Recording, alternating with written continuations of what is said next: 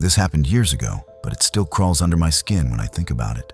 I've never liked camping. Never. The dirt, the bugs, that suffocating quiet where every snap of a twig feels like a threat. And the sleeping bag, every damn time, starts soft, ends up feeling like a rock by morning. But my dad lives for it. He's that classic tough guy, thinks a week in the woods makes you a better man, or something. So every summer, he'd drag me out with his buddies, these equally worn-out outdoorsmen who smelled like smoke and beer even before we got there. No phone, no internet, just mosquitoes and misery. By sophomore year, I'd had enough. I begged him to let me bring a friend. My logic was simple. If I'm gonna suffer, I at least want someone who can crack jokes about it. To my surprise, he agreed. So I picked Charles. Now, Charles was one of those golden boy types. Funny, confident, ex-Boy Scout, the kind of guy who actually likes the outdoors. On paper, that should have made him the worst choice ever. But Charles never rubbed it in. He'd tease me a bit, sure, but he got it. He knew how to have fun wherever he was. He was excited to come along, mostly because he'd take any excuse to get the hell away from his parents. I swear, if we'd told him we were going to camp in a swamp, he would have still said yes. Well, our trip of bonding didn't exactly start smooth. Turns out, one of Dad's friends totally messed up the campsite booking. Instead of some deep forest getaway, we ended up in this sad little overdeveloped patch of land that some genius decided to call a campground. Paved walkways, bathroom stalls, a playground for kids. It wasn't nature. It was a parking lot with trees. And the cherry on top? A freaking amusement park right next door.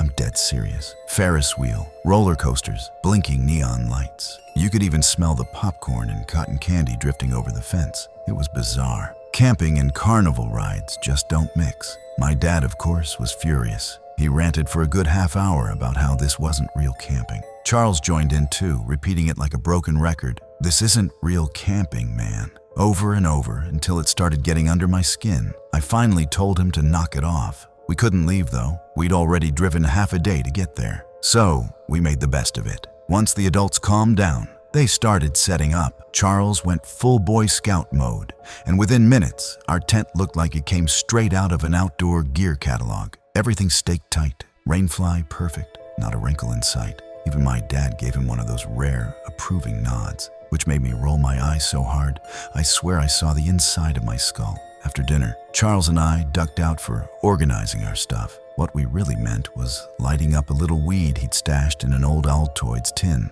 We wandered into the woods just far enough from camp, past the tiny pipe back and forth, laughing at nothing. It was one of those mellow, dumb high school moments you think you'll forget, but you don't. We made our way back after a while, still buzzing, talking about stupid school gossip and memories. Neither of us felt like sleeping. The night was quiet, too quiet. Charles had that grin on his face, the one that meant trouble. "You know what would be sick?" he whispered. I knew immediately it was something dumb. "Climb the coaster." At first I thought he was joking. Then, of course, I realized he meant actually climb the damn roller coaster in the amusement park next door. It was insane, dangerous, illegal, perfect. So around 1 a.m., after a quick look around to make sure the adults were out cold, we grabbed flashlights and headed toward the fence. It wasn't high, just chain link, with gaps easy enough to slip your hands into. A quick boost from Charles, and we were inside. The park was a ghost town. No music, no lights, except for a few dim street lamps still buzzing faintly. Somewhere in the distance, I could hear a golf cart humming along, the night security on patrol. That sound made my heart pound. It wasn't loud, but it was too close. Every time it came near, we'd duck behind a booth or slide into the shadows between rides. It honestly felt like playing a stealth game in real life. The thrill was there, but so was the fear after what felt like forever. We found ourselves standing at the base of the roller coaster, a giant skeleton of steel cutting through the night. Up close, it looked massive, humbling even. Charles didn't hesitate. He started climbing the maintenance stairs, using the flashlight only when absolutely necessary. Metal creaked beneath our feet as we climbed, the cold wind biting through our jackets. Partway up, there were no rails, just open steel and air. I remember gripping so hard that my hands hurt. When we finally reached the top, the view was unbelievable. The carnival lights glowed faint and distant, the campground beyond them, our tiny tents barely visible. It was peaceful in that eerie, detached way, like we were high above everything human. Charles pulled out his phone, turned the brightness all the way down, and snapped one quiet picture. I still have it somewhere, just two silhouettes against the dark sky. We didn't talk much after that. The silence up there felt sacred, dangerous to break. Eventually, we decided it was time to go. The descent was faster, but not easier. Every step felt exposed. We finally hit the ground again without falling or getting caught. Some kind of miracle. I remember whispering, "Let's not push it," as we started sneaking back the way we came. That's when things got wrong. We were almost clear of the park, maybe a few minutes from the fence, when we saw headlights, a guard looping back. We darted behind a snack shack, crouched low, holding our breath. The sound of the golf cart grew louder, then softer as it passed. That's when I saw it. Just beyond the snack shack, maybe 30 feet away, something moved. At first, I thought it was the shifting light or a shadow of the cart. But then Charles grabbed my arm. "You see that?" He hissed, and I did. There was someone out there, crouching, just like us. Not moving like a guard, not standing upright, like security. Just squatting, staring straight at us.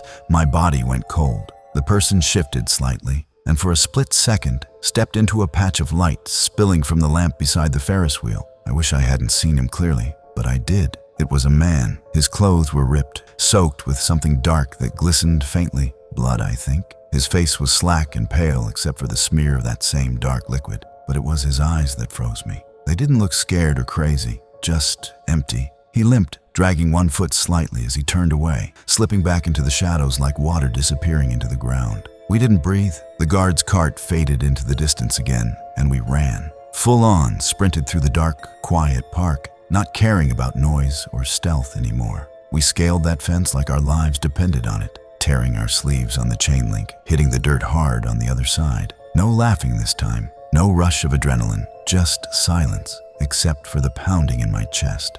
When we got back to the tent, neither of us said a word. We crawled into our sleeping bags and stared at the ceiling fabric, wide-eyed, listening for footsteps that never came. Morning sunlight felt unreal, like it belonged to another world. We tried to act normal, ate breakfast, even laughed a bit with the grown-ups, pretending we weren't two idiots who'd snuck into an amusement park and possibly seen whatever that was. Then, around 10, one of the park staff came by and called everyone out. He said there'd been a murder the night before. Some guy stabbed at a lake about 4 miles out. The suspect was still on the run. The description made my skin crawl. Late 30s, white male, shirtless, tattered clothes, possibly bleeding. Charles and I locked eyes. We knew it was him. They told everyone to pack up and leave the site for safety reasons. My dad grumbled but didn't argue. I didn't say anything the whole time, neither did Charles. We packed in silence, pretending nothing had happened. Even when Dad asked why we looked tired, we just shrugged.